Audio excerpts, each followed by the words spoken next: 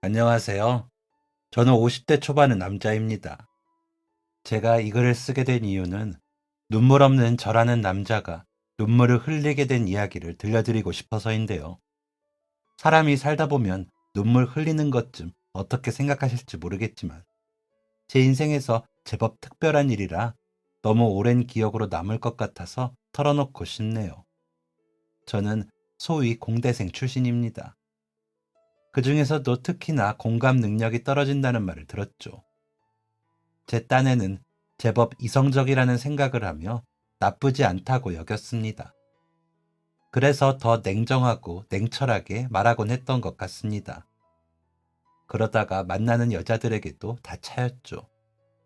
언젠가는 그런 저를 보드다 맞출 멋진 여성을 만날 거라 생각하며 아쉬워하지도 않고 살았습니다. 그러면서 저를 발전시키고 더 나은 조건을 만들어 취업을 좋은 곳에 하겠다는 생각만 했습니다. 취업은 생각대로 잘 되었습니다. 부모님께서는 저를 자랑스러워 하셨죠. 가끔 어머니가 우리 아들이 조금만 정이 더 있으면 좋을 텐데 라고 하시긴 했지만 그렇게 신경 쓰지 않았습니다. 제가 더 좋은 조건의 사람이 된다면 그만큼 좋은 사람도 만날 거라고 생각했죠. 한마디로 잘난 체에 도취되어 제 잘난 맛에 사는 애송이였습니다. 그런 제게 한 친구가 너는 전문가에게 진단을 받아봐야 해 라며 소개팅을 주선했습니다. 심리학을 전공하고 그쪽 길을 가려고 준비 중인 여성이었죠. 교수를 하기 위해 박사 학위를 준비한다고 하더군요. 저는 바로 좋다고 했습니다. 일단 만나보고 아니면 그만이고 또 괜찮으면 인연이 될 테니까요. 친구는 소개를 받기로 한 날까지 전화를 해 연지가 진짜 나가서 잘해라. 내가 어렵게 마련한 자리야. 그분한테 너 머릿속에 뭐가 있는지 물어보고 싶기도 해서 아마 안 될 거야. 그 여자분이 너 같은 놈을 왜 좋다고 하겠니? 그래도 매너 지키고 잘해. 혹시나 진짜 혹시나 잘 되면 그때는 알지? 술 사라. 라며 당부에 당부를 하더라고요. 그 녀석이 그 정도로 부탁을 하는 것을 보고 얼마나 대단한 여자이기에 이렇게까지 하나 싶어 기대는 높아졌습니다. 약속 장소에 도착하니 높아진 기대는 더 높아지더군요. 설레기까지 했으니까요. 2층에 있는 작은 이탈리아 레스토랑이었는데 계단을 오르면서 호흡을 가다듬었습니다. 괜히 혼자서 그러는 모습을 들키고 싶지 않았거든요. 그래서 태연한 척하려고 애썼습니다. 전에도 그러다 실망한 적이 있었기에 그때를 생각하며 마음을 더 다잡았죠. 딸랑하며 울리는 종소리와 함께 문을 열고 레스토랑 안으로 들어서니 한 여자분이 창밖을 바라보며 앉아있다 보더라고요. 그 순간 저는 알았습니다. 아, 나는 저 여자와 결혼을 하겠구나 하고요. 오밀조밀한 이복구비에 단정한 모습이 너무 아름다웠거든요. 짙은 회색 정장을 입은 모습도 멋져 보였습니다. 그 순간부터 저는 전과는 다른 사람이 되었습니다. 음식을 주문하고 물을 쏟은 것부터 이미 제가 알던 제가 아니었죠. 우왕좌왕하는 제게 그분은 굉장히 냉철하다고 들었는데 아니시네요. 아니면 제가 심리학 박사과정이라 들킬까봐 그러세요? 평소에 감추시는 게 많으신가 봐요. 라며 웃는데 그 미소도 아름다웠습니다. 저는 그분의 그 말에 저기 그게 제가 아유 죄송합니다. 제가 진짜 이런 사람이 아닌데 당황스럽네요. 너무 아름다우셔서 제가 놀랐나 봐요. 라며 냅킨으로 땀을 닦았습니다. 그러자 그분은 다시 예쁜 얼굴로 아름답고 우아하게 웃으시더니 저 살면서 그런 말 처음 들어봐요. 아름답다니. 감사하네요. 라고 하시더라고요. 그러더니 저를 지그시 보면서 연직씨, 제가 듣던 것과는 다르게 너무 귀여우세요. 라고 하더군요. 저는 그분의 그 얼굴을 보며 눈을 맞추고 생각했습니다. 이분에게 내 모든 인생을 바치겠다. 라고요. 그냥 그분의 모든 것이 좋았습니다. 뭐든 그분이 이야기하는 거는 다 맞는 거라고 생각했죠. 제게 그분은 종교 같은 사람이 되어버렸습니다. 그분이 박사 학위를 취득하시는 그날까지 이 한 몸 바쳐 뒷바라지를 하겠다고 생각했습니다. 물론 그분의 부모님께서 학비며 생활비는 다 충당해 주셨지만 기타 등등을 제가 하기로 마음먹고 실천했습니다. 그럴 기회가 있는 것조차 행복이었습니다. 정말 다행히도 그분께서 저를 밀어내지 않으셨고 저는 마음먹은 대로 할 수 있었죠. 그래봤자 아침에 출근하면서 학교에 모셔다 드리고 퇴근 후 모시러 가고는 식사하고 가끔 영화도 보고 집 앞까지 모셔다 드리는 것뿐이었죠. 너무 늦게 끝나실 때가 많아 그냥 집으로 바로 모셔다 드릴 때가 더 많긴 했지만 그것만으로도 저는 좋았습니다. 그분을 만나기 전에 저를 알던 사람들은 저의 그런 변화에 놀라워 하더군요. 천연직, 너가 사람을 따라다닌다고? 진짜 말이 되냐? 너가 냉정하게 말로 상처 준 여자들이 다 비웃겠다. 이런 놈 뭐가 좋다고 따라다니는 여학생들 많았잖아. 라는 말도 들었으니까요. 같은 회사에 다니는 동료들도 제가 연애를 한다는 말에 모두가 비웃으셨습니다. 연직 씨가 연애를 해요? 정말? 이라면서요. 그런 말들을 들어도 저는 아무렇지 않았습니다. 그저 그분이 제 곁에 있어 주시는 것만으로도 감지덕지였으니까요. 그분을 만나고 그분과 이야기를 나누다 보면 이상한 마음이 들고는 했습니다. 여전히 저에게 저는 소중한 존재인 게 맞고 열심히 노력하며 산 게 맞는 달라진 게 없는 저였습니다. 그 사실은 달라지지 않으니까요. 그런데 내가 아닌 다른 사람을 배려할 수 있는 여유가 생기면서 제 스스로가 더 좋게 느껴진다는 점이 달라지더라고요. 그런 모습의 저를 제가 더 사랑하게 되었고요.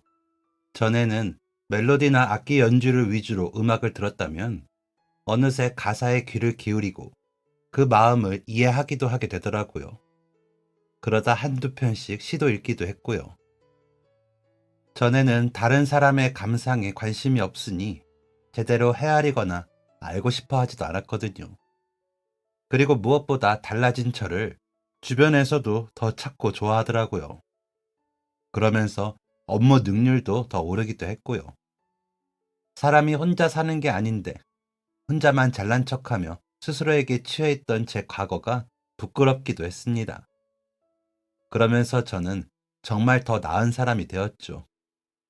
그분을 따라 봉사도 다니기 시작했고, 그러면서 제 마음도 더 달라지기 시작했습니다. 다른 사람의 사정에 더 관심을 기울이게 되고 나서게 되더라고요. 그런 제 변화에 저도 제가 더 좋아졌지만 그분도 좋아하셨습니다. 연직 씨가 말하던 과거의 연직 씨는 아무리 상상해 보려고 해도 상상이 안 돼요. 이렇게 따뜻하고 부드러운 사람이 그렇게 냉정했다니 라며 웃으며 말하시더라고요. 그런 그분의 말들은 다 노랫소리처럼 들리더군요. 이 정도면 중증이다 싶을 정도로요. 다 좋았습니다. 그분이 공부하시는 그 분야도, 그분이 사는 동네도, 그분이 좋아하던 자판기 커피도 다 좋았습니다. 수수하면서도 단정한 그 옷차림, 침착한 목소리도 그분의 매력이었죠. 무엇보다 향수를 쓰지 않으면서도 향기로운 그분이 꽃처럼 느껴졌습니다.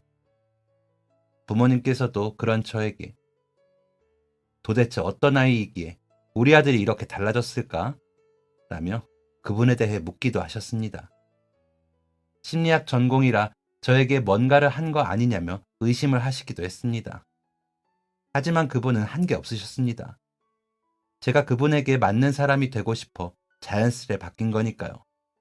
외모에 반해 제가 맹목적으로 환상을 만들어내는 거 아니냐고도 하는 사람들도 있었죠. 그럴 수도 있지만 그분과 대화를 하면 할수록 저는 더 그분과 시간을 보내고 싶으니 단지 환상만은 아닐 겁니다.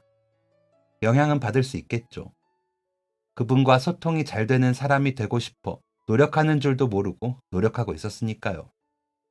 그런 노력이라면 10번이고 100번이라도 할 수 있었습니다. 그분이 시키는 것도 아니고 그냥 제가 그분에게 잘 보이고 싶어서 변한 것이었으니까요. 그렇게 변한 저를 좋아해주는 그분을 위해서라면 저는 평생을 그렇게 살겠노라고 다짐을 했죠.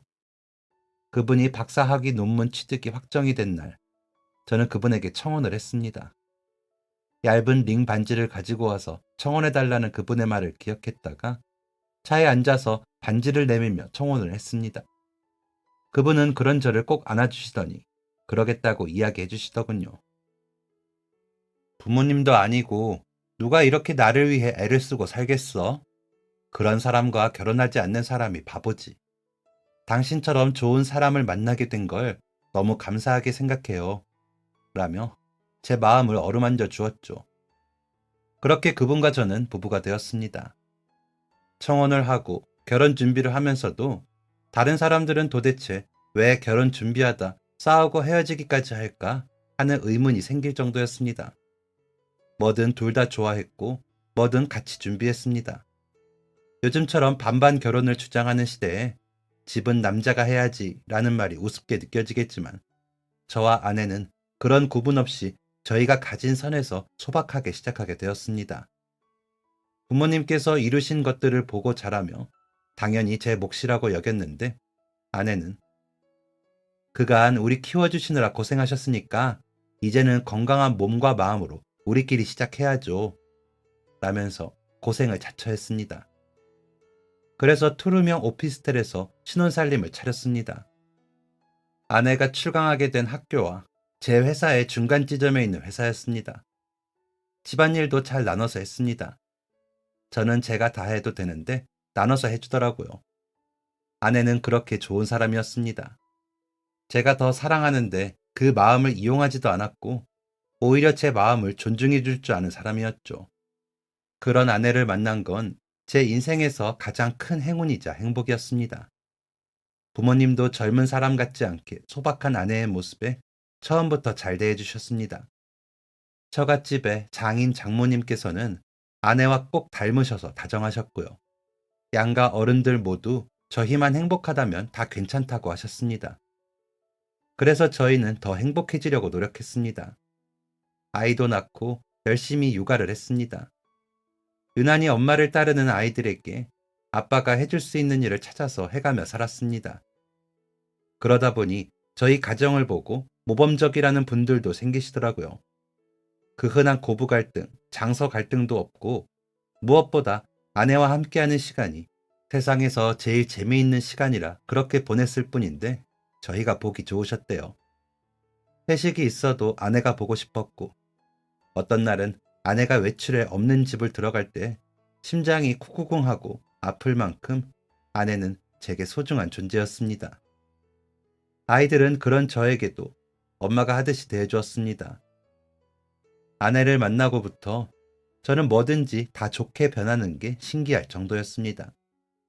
제가 원래 어린 아이들을 좀 힘들어 했거든요. 그런데 아내와 제 사이의 아이들은 아무리 개구지고 장난을 쳐도 그저 예쁘기만 했습니다. 그렇게 제 자식이 귀하니 다른 아이들도 그렇게 예쁘게 보이더라고요. 그래서 주변의 아이들과도 잘 지내게 되었습니다. 바빴지만 아이들과 제가 잘 지내야 아내가 덜 힘이 드니 열심히 했습니다. 아내는 아이들에게도 언제나 품이 넓은 사람이었습니다. 그래서 그런지 아이들은 모두 제 엄마와 이야기하는 걸 좋아했죠. 저녁에 엄마를 만나면 어찌나 수다를 늘어놓는지, 어떤 날은 상을 다 치우고도 식탁에서 일어날 줄 모르고 이야기를 나누더라고요. 저는 그 모습도 너무 보기 좋고 행복했습니다. 아이들도 엄마 아빠가 우리 엄마 아빠라 너무 좋아 라고 말하고는 했습니다. 아이들이 그런 말을 해줄 때면 아이들에게 엄마가 훌륭하신 분이라 그래 라고 말하며 웃었습니다. 아이들에게도 엄마가 얼마나 훌륭한 사람인지 이야기할 수 있어 좋았습니다. 큰딸은 모든 것을 아내를 닮았고 아들인 둘째는 저를 닮았는데 다행히도 성격은 아내를 닮아 다정하고 사근거렸습니다. 얼마나 다행이라고 생각했는지 모릅니다. 오류투성이의 제 과거의 삶처럼 아이들이 살지 않아도 될 테니까요. 다른 사람들의 마음을 배려할 줄도 모르고 냉랭하게 평가만 하는 그런 사람으로 아이들이 자라길 바라지 않았거든요. 제가 그렇게 살았을 때보다 아내를 만나 달라졌고 그로 인해 행복해진 겁니다. 행복이라는 감정은 저를 자주 웃게 하더군요. 그래서 잘 웃었습니다. 그런데 눈물은 그리 쉽게 나오지 않더라고요. 안타깝고 슬픈 마음이 들기는 했지만 눈물까지 흘리면서 공감을 하는 일은 잘 없더라고요. 아이들이 태어났을 때도 눈물이 흐르진 않았습니다. 그래도 전에 나만 알고 자만하던 시절에 비하면 잘 웃기라도 하는 게 어디냐 하는 생각도 했던 것 같습니다.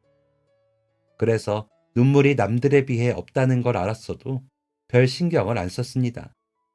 제게는 큰일이 아니었거든요. 그저 감정이 눈물 쪽으로는 더 발달하지 못하나 보다 하고 생각을 하고 말았죠. 그렇게 말고는 다른 방법을 생각도 못했죠. 눈물이 없는 게 질병이나 이상이 있는 거라고 생각을 했다면 고치려고 했겠지만 그렇지 않았습니다.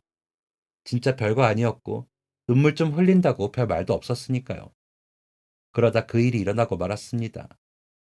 그날따라 아침에 눈도 잘 안 떠지고 준비를 하고 나가는데 몸이 무거웠습니다. 겨우겨우 준비를 하고는 매일 출근하는 시간보다 20분 정도 늦게 집을 나섰습니다. 서두르지 않으면 늦겠더라고요. 그러다 편의점에 들러 물과 점심때 먹을 비타민을 사고 발걸음을 재촉하며 출근을 했습니다. 사무실에 도착해 제 짐들을 정리하다 보니 제 지갑이 없더군요.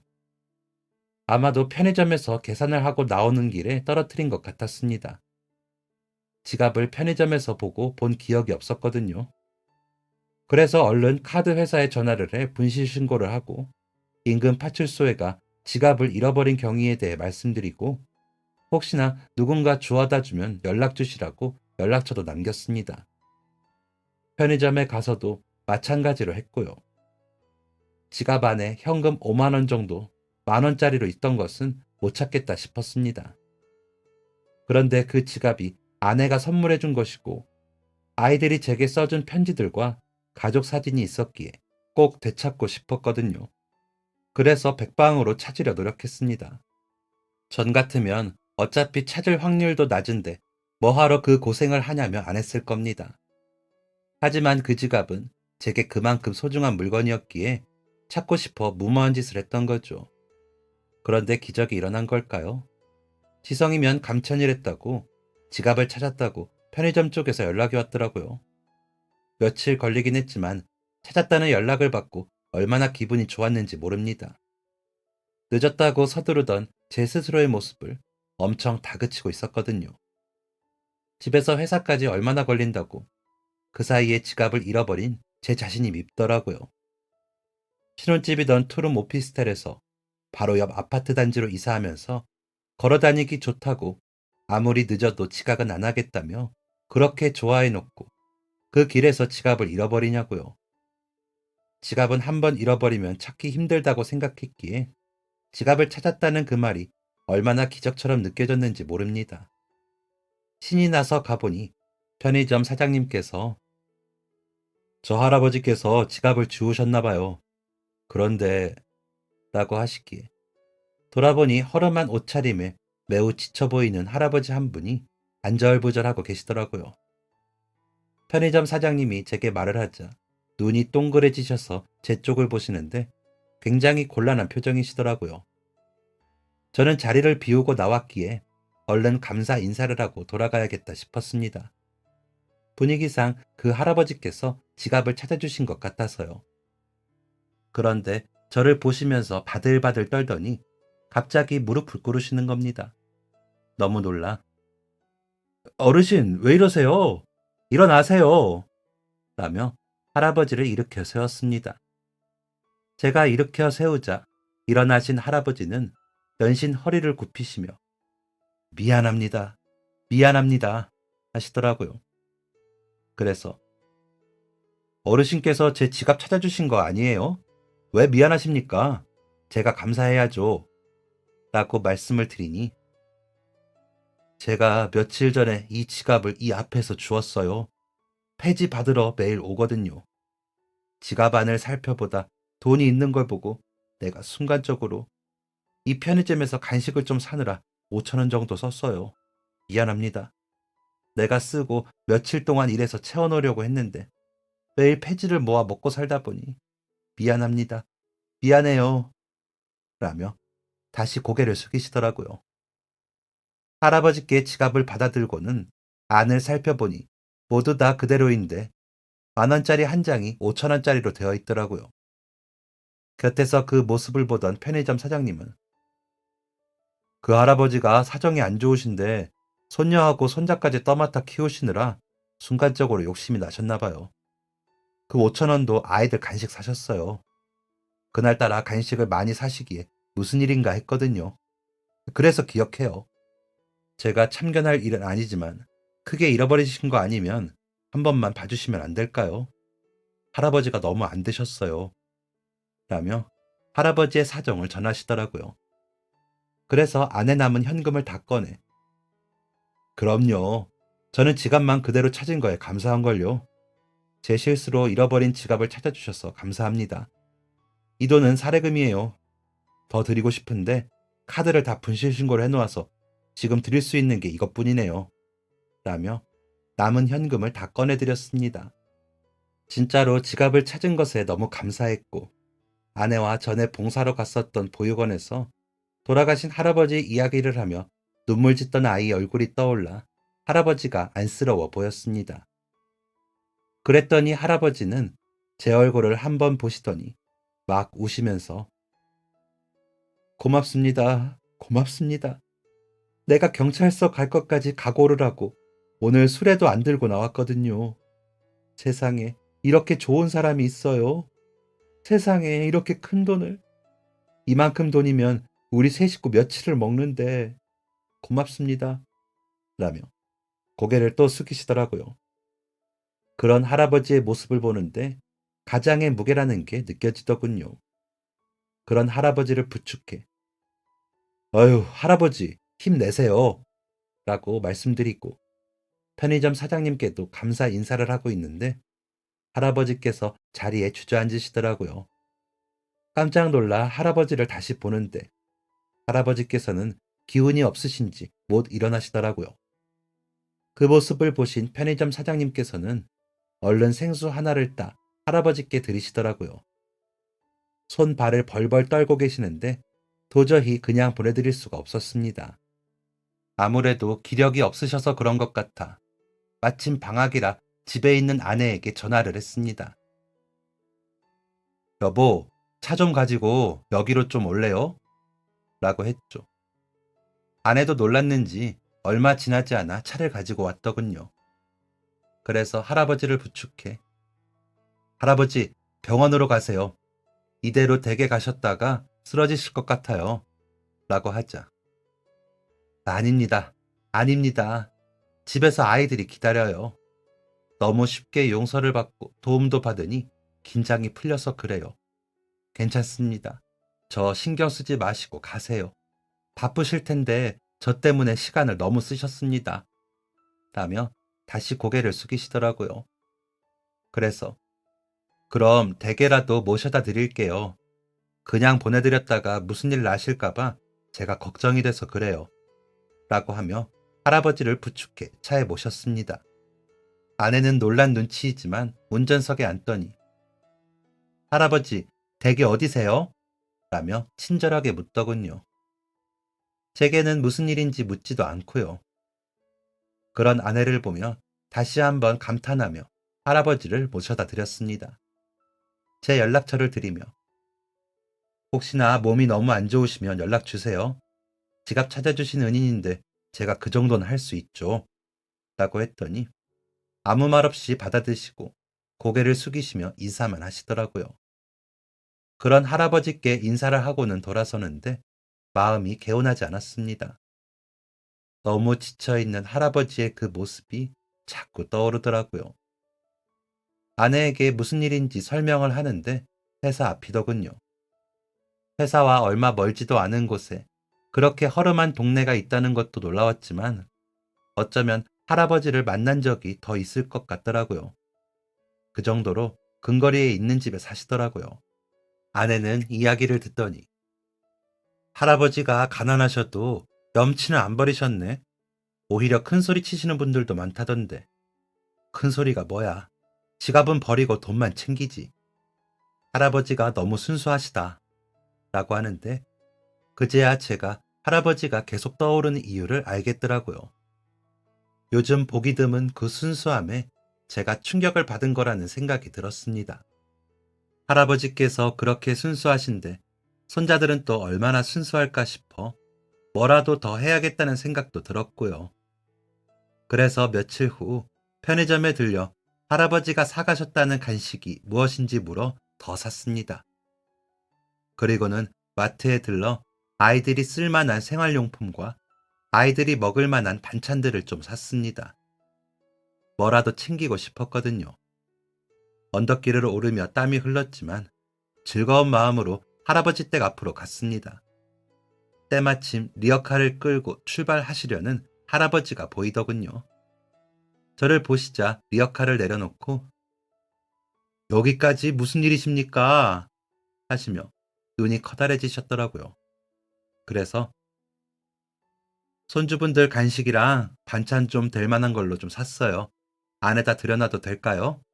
하고 물어보니 할아버지께서는 눈물을 닦으시며 고맙습니다. 고맙습니다. 하시더라고요. 그래서 할아버지 진짜 그 지갑 제게 소중한 거였거든요. 그래서 제가 너무 감사해서 그래요. 라며 다시 말씀을 드리고 있는데 대문 안에서 한 남자아이가 달려나오더니 아빠! 하며 저를 향해 달려와 안기더라고요. 10살 정도 되어 보이는 아이는 제 얼굴도 제대로 보지도 않고 아빠! 아빠! 라며 마치 5살 정도 아이처럼 외치더라고요. 그 뒤를 따라 나온 15살쯤 되어 보이는 여자아이가 야, 김선우! 아빠 아니라고! 하다가 할아버지와 저를 번갈아 보더니 누구세요? 하고 묻더군요. 그래서 아이에게 봉지를 건네주며 할아버지가 아저씨 지갑을 찾아주셔서 너무 감사해서 인사하러 왔어. 라고 하자 아이는 고개 숙여 인사를 하며 할아버지께 말씀 들었어요. 감사합니다. 라고 하더라고요. 그러는 동안에도 남자아이는 저를 꼭 끌어안고 아빠라고 하고 있고요. 할아버지는 그런 아이의 등을 쓸어내리시며 애가 지 애비를 보내지를 못해 이래요. 미안합니다. 라고 하시더니 선우야 간식 먹고 있어. 할애비가 가서 돈 벌어올게. 라며 아이를 달래시더라고요. 아이는 간식이라는 말에 누나를 따라 집 안으로 들어가다가 아빠 또 와? 하면서 가더라고요. 그런 아이의 뒷모습을 보고 있는데 할아버지께서 원래는 안 저랬어요. 지 애비가 갑자기 사고로 떠나고 그 충격으로 정신을 놓더니 저렇게 아기같이 변했어.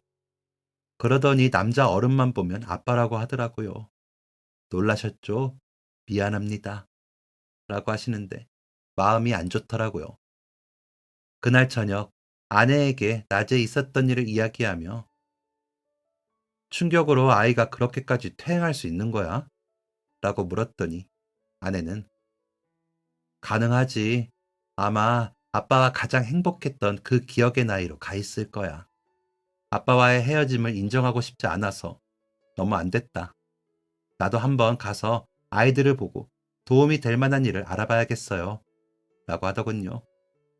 그래서 며칠 뒤 아내와 다시 한번 할아버지 댁에 방문을 했습니다.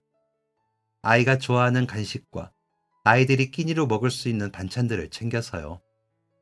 누나인 아이는 똑부러지고 야무지더라고요. 얼른 어른이 돼서 할아버지 고생 덜 시켜드리고 싶다는 말을 하며 눈물을 닦는데 제 눈에서도 축축한 무언가가 흐르더라고요. 저희 아이들 생각이 났는지 눈물이 나더라고요. 깜짝 놀라 눈물을 닦았는데 그런 저를 보신 할아버지는 제가 부족해서 아이들을 이렇게밖에 못 키워 미안한 마음뿐입니다. 라며 눈물을 닦으시고요. 동생 아이와 몇 가지 이야기도 나누어 보고 여러 반응을 보던 아내는 명함 한 장을 내밀며 제가 아는 후배가 하는 심리센터예요. 제가 부탁을 드려놓을 테니까 한번 가보세요. 진료비는 걱정 마시고요. 그리고 누나 이름이 선미라고 했나? 선미도 힘들겠지만 동생 많이 도와줘야 해. 그래야 건강해지지. 라고 하면서 눈물을 닦더라고요. 누나 아이는 감사합니다. 라며 인사를 하는데 마음이 너무 안 좋았습니다. 그날은 그렇게 인사를 하고 집으로 돌아왔습니다. 돌아오는 내내 눈물이 나더군요. 아내는 그런 저를 보며 당신이 웬일로 그렇게 눈물이 날까? 애들 생각나서 그러지? 라며 웃더라고요. 며칠 뒤에 아내는 소개했던 심리센터에서 연락이 왔다며 그래도 할아버지께서 의지가 있으시네. 보호자의 의지가 중요하긴 하지. 후배가 보기엔 치료만 잘 받으면 어느 정도 회복은 가능하겠다네. 물론 끝까지 치료를 잘 받아야겠지. 꾸준히 가서 치료받을 수 있도록 당신이랑 나랑 번갈아 가며 할아버지 댁에 가봐요. 아무래도 심리적으로 위축이 될 수도 있거든. 치료비는 내가 먼저 보내놨는데 뭐라고 둘러대고 물으라고 할까? 라고 하더라고요. 정말 아내가 더 사랑스러워 보이고 존경스러워 보이더군요. 아내는 항상 누구를 돕는 일에 그렇게 주저함이 없었거든요. 시간이 나는 대로 들러 아이와 놀아주기도 하고 집안 정리도 좀 하고 아이들이 지내기에 불편함이 없는지 살펴봤습니다. 기초수급자 가정이라 쌀도 조금 주민센터에서 나오고 반찬도 가져다 주시기는 하지만 한창 자라는 아이들에게는 턱없이 부족해 보이더라고요. 월세도 겨우 내고 아이들 학용품 값도 겨우 빠듯하게 사는 모습이 마음이 아팠습니다. 그래도 그 아이들에게 최선을 다하고 계시는 할아버지를 보며 더 구체적으로 도울 방법을 궁리하기도 했습니다. 몇 번 그렇게 찾아가며 알게 된 아이들의 부모님의 이야기에 또 눈물을 흘리기도 했고요. 할아버지는 원래도 가난한 집에 일용직 노동을 하시며 아들 하나를 낳고 키우셨답니다. 할머니께서 몸이 약해 아들이 7살 무렵 돌아가시는 바람에 할아버지께서 어린 아들을 제대로 돌보지 못하고 키우신 게 아직도 마음이 아프시다고 하더라고요. 그런 할아버지께 아들은 효자였답니다. 공부도 잘했는데 형편이 안 좋아 대학에 보내지는 못해 미안하셨답니다. 그러다 여자를 만나 결혼을 했는데 그 며느리는 매일 불평하고 화를 내며 아들을 힘들게 하더래요. 아들은 그런 며느리에게 맞춰주려 일도 더 하고 아이들 돌보는 일도 열심히 했대요. 그래서 남자아이가 아빠를 엄청 따르고 좋아했다고 하더라고요. 할아버지는 물려줄 재산도 없고 그저 둘만 잘 살면 되지 하는 마음으로 관여를 안 하셨는데 어느 날 며느리가 집을 나갔답니다. 나중에 아이들에게 들은 바로 아들이 일을 하러 나가면 며느리는 바로 화장하고 옷을 차려입고 나가거나 다른 남자들을 집으로 불러 술을 마시고 놀고 그랬답니다. 애들 보고 나가 놀라고 할 때도 있고 방에서 나오지 말라고 할 때도 있었던 거죠. 그러다 남자아이가 할아버지 아들에게 다 말을 했고 이왕지사 이렇게 된 마당에 다른 남자와 살겠다며 집을 나갔답니다. 아들은 그런 며느리에게 무슨 미련인 건지 여기저기 찾아다니기 시작했답니다. 할아버지께 아이들 좀 봐달라고 부탁을 하고 말이죠. 하지만 아들은 끝내 며느리를 찾지도 못하고 여관에서 잠을 자다 죽은 채로 발견이 됐답니다. 아이들에게 꼭 엄마 찾아오겠다고 하던 아들을 영안실에서 만난 할아버지는 기가 차고 어이가 없어 눈물도 안 나더랍니다. 아들의 장례를 치르고 아이들을 다독이며 집으로 돌아와 자고 일어났는데 남자아이가 이상하더랍니다. 갑자기 이부자리에 오줌을 싸고 아빠를 찾으며 집 밖으로 나가보더래요. 아이가 너무 놀라 그런가 보다 하고 며칠 지냈는데 그대로 그 상태까지 지나게 됐다며 할아버지께서는 내 잘못이지. 가난만 물려주지 않았어도 우리 아들이 그런 여자랑 결혼 안 했을 거고 그렇게 죽지도 않았을 텐데 내 잘못이에요. 라고 하시는데 제 눈에서 또 눈물이 나더라고요. 저희 부모님 생각도 많이 나고 저희 아이들 생각도 많이 나서요. 그런 제 손을 잡고 할아버지께서 부모님이 다 계세요? 자주 찾아뵙고 잘해드리세요. 선생님처럼 이렇게 아들을 훌륭히 키워내신 분이시면 아마 더 훌륭하신 분이실 것 아니에요? 라고 하시는데 눈물이 와락 더 쏟아지더라고요. 그런 저를 본 남자아이는 울지 말아요 라며 저를 안아주더라고요. 그런 아이가 대견해 저는 눈물이 더 났습니다. 누나 아이는 공부를 곧잘 한다고 하더라고요. 지역 시립대에 장학금 받고 가는 게 제 목표예요. 사실 장학금이 아니면 대학에 갈 수도 없죠. 라며 아이는 웃었습니다. 아내는 사립대에 강의를 나가고 있었기에 크게 도움을 주지는 못했지만 입시 자료 같은 것들을 많이 구해주더라고요. 누나 아이는 그런 자료들을 보고 더 열심히 공부하게 된다며 좋아했고요. 저희 아이들은 입시 생각을 하려면 더 시간이 있어야 했기에 그런 누나 아이가 더 대견하게 느껴졌습니다. 그래서 그런지 아이들을 더 챙기고 싶기도 했고요.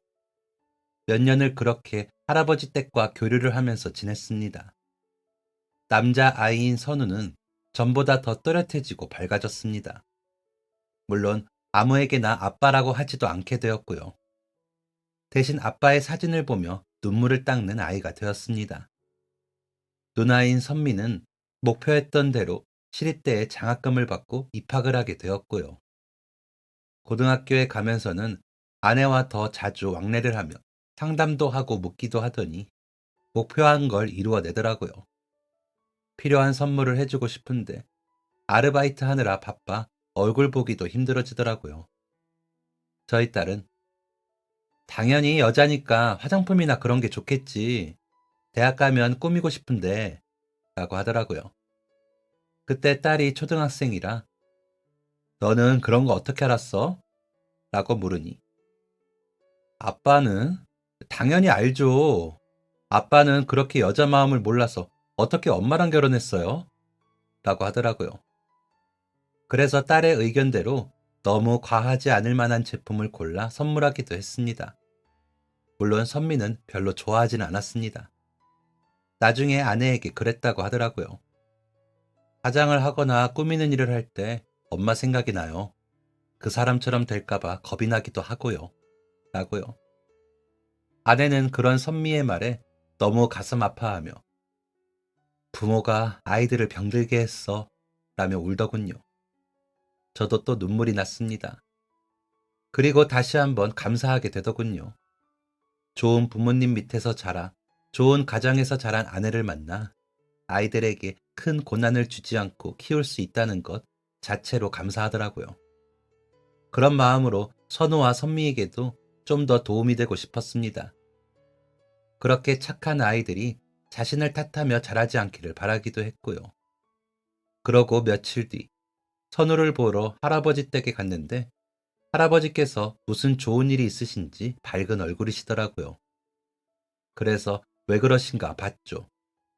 그러자 제 앞으로 통장 하나를 쓱 내미셨습니다. 이게 뭔가 싶어 보고 있는데 할아버지께서 이거 내가 조금씩 모은 거예요. 선생님께서 도와주셔서 내가 너무 도움이 됐어요. 그래서 내가 여윳돈을 다 모았어요. 우리 선미가 장학금까지 받고 대학에 가고 났으니 나도 이제 좀 갚아야지 싶어서요. 우리 선우도 많이 좋아져서 내년부터 직업교육 받으면 취직도 할 수 있다고 하시더라고요. 진짜 내가 너무 존경할 수밖에 없습니다. 이번 한 번만 제발 받아줘요. 라며 제게 통장을 내미시는데 고개가 절로 숙여지더라고요. 그렇게 어렵게 사시면서도 제게 은혜를 갚겠다고 하시는 것도 놀랍지만 생활하시는 걸 제가 뻔히 아는데 그 돈을 아껴 통장을 만드셨다는 게 더 놀라웠습니다. 도저히 못 받겠더라고요. 그런데 할아버지께서 이거 안 받아주시면 이제 저도 도움 안 받겠습니다. 라며 으름장을 놓으시더라고요. 그래서 일단 가지고 나와 통장을 보니 매일 조금씩 모으신 돈이 100만 원 조금 넘게 있더라고요. 너무 감격스럽고 놀라웠습니다. 아이들 간식 더 사주셔도 되는데 이 돈을 모으셨을 걸 생각하니 이 돈을 함부로 쓸 수도 없다는 생각도 들고요. 아내에게 말을 했더니 자기야, 나 이 돈 어떻게 쓰면 좋을지 알았다. 라더니 할아버지 성함으로 이 돈을 기부를 하자. 선우처럼 치료가 필요한 아이들이 모여서 공부하는 학교가 있거든. 이라고 이야기를 해주더라고요. 아내의 말을 듣고 보니 아내 말대로 하는 게 가장 값지게 쓰일 것 같더라고요. 그래서 할아버지 성함인 김진섭으로 기부를 했습니다. 그러고는 기부하면서 받은 기부 증서를 할아버지께 가져다 드렸죠. 할아버지께서 그 기부 증서를 한참 들여다보시더니 제가 되게 괜찮은 사람이 된 것 같네요. 너무 감사합니다. 라고 제게 인사를 하시더라고요. 그래서 저는 전달만 했는데요. 할아버지, 선미도 이제 대학 갔고 과외로 아르바이트도 하고 선우도 저만큼 좋아졌으니까 이제 조금 마음 놓으셔도 돼요. 라고 말씀드렸습니다. 그러자 할아버지는 눈물을 흘리시면서 제 손을 놓지 않으셨습니다. 선생님 덕분이에요. 제가 그나마 애비 얼굴 볼 면목이 생겼어요. 감사합니다. 하시더라고요. 그런 할아버지의 손을 꼭 잡아드렸습니다. 그러고도 선우를 만나러 저와 아내는 계속 왕래를 했습니다. 그러다 선미와 선우의 엄마라는 할아버지 며느리도 마주치게 되었죠. 대문 앞에서. 그러니까 낳아준 값은 줘야지. 이 집 식구들은 뭐 이렇게 염치가 없어? 라며 소리를 치고 있더라고요. 선우는 귀를 틀어막고 구석에서 떨고 있고 선미는 울면서 서 있더라고요. 할아버지께서는 부들부들 떨고 계시고요. 아내는 달려가 선우를 끌어안았고 저는 선미 앞을 가로막으며 할아버지 부축을 해드렸습니다. 그러는 사이 누군가 신고를 했는지 경찰이 왔더군요. 자초지종을 들은 경찰이 일단 아무리 어머님이셔도 같이 사는 집이 아닌데 오셔서 금전을 요구하신 거잖아요. 이거는 범죄예요. 접근 금지 신청하시면 처리해드릴 수 있고요. 한 번 더 신고가 들어올 시에 유치장에 가시는 거는 물론이고 조사받고 처벌받으실 수 있어요. 라고 하시더니 선미 선우에게 접근 금지 신청해드려요. 파출소 오셔서 신청서 쓰시면 되세요. 라며 데리고 가시기에 저도 같이 가 도왔습니다. 그 후로 전화를 하기도 하고 멀리서 지켜보기도 하는 둥 접근을 하더니 계속 신고했더니 안 나타나더라고요. 그 후로 선미는 약간이지만 화장을 시작했습니다. 엄마랑 교수님의 차이를 알았어요. 교수님처럼 하려고요. 라면서요. 그러더니 지금은 열심히 임용고시 준비 중입니다. 선우는 얼마 전부터 빵 회사에 들어가 일을 배우기 시작했습니다. 제과 제빵 자격증을 따서 들어간 회사라 재미있다고 하더라고요. 돈 많이 벌어서 제과점 여는 게 꿈이라면서요. 할아버지는 이제 조금 더 쉬엄쉬엄 일하셔도 되는데 여전히 매일 아침, 점심, 저녁 폐지를 주우러 나오시고요. 이제 아내와 저는 할아버지를 뵈러 종종 찾아가고는 합니다. 그래야 아이들이 좀 마음을 놓고 일을 다닐 수 있을 것 같아서요. 저는 한번 눈물이 터져 그런지 요즘은 울보라는 별명이 생겼답니다. 저만 알던 제가 주변을 돌아보고 웃고 울고 할 수 있다는 자체가 놀라울 뿐이죠. 그러면서 제가 한 가지 알아낸 게 있습니다. 조금만 돌아보면 이웃은 더 가까이 있다는 것과 내가 조금만 도우면 그 이웃의 삶의 질이 달라진다는 것을요. 선미가 임용고시에 합격하면 제게 양복 한 벌 해준다고 하던데 받게 되면 다시 연락드리겠습니다. 벌써부터 눈물이 나서 옷이나 제대로 맞출지 모르겠네요.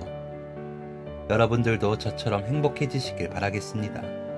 저를 이렇게 행복하게 만들어준 존경하는 아내에게 다시 한 번 더 감사드립니다. 이야기 들어주셔서 감사합니다. 지금까지 사연 들어주셔서 감사합니다. 사연이 재밌으셨다면 구독과 좋아요를 눌러주세요. 감사합니다. 안녕히 계세요.